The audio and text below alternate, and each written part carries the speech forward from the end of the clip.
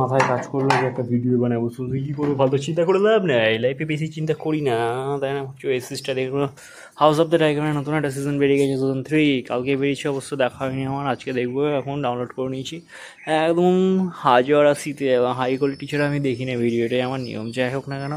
ফানচিল মারবো, দেখে একটু স্টার্ট হয়ে যাবো, বিকালবেলা পড়ানো হয়েছে, সারা 3 মাসের টাকাই দিচ্ছে না এখন স্টুডেন্টের মা।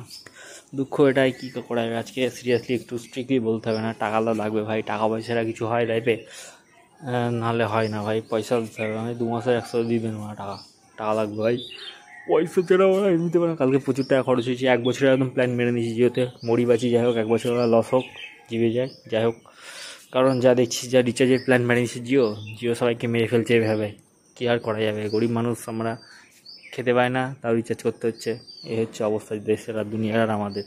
যাই হোক না কেন, চিলফান করতে করতে আবার 60 হয়ে যেতে হবে, জীবনটা 60 আর 70 আটকে গেছে, তো ফান চিল অনেক হলো, এবার ঘুমাতে হবে, বাই।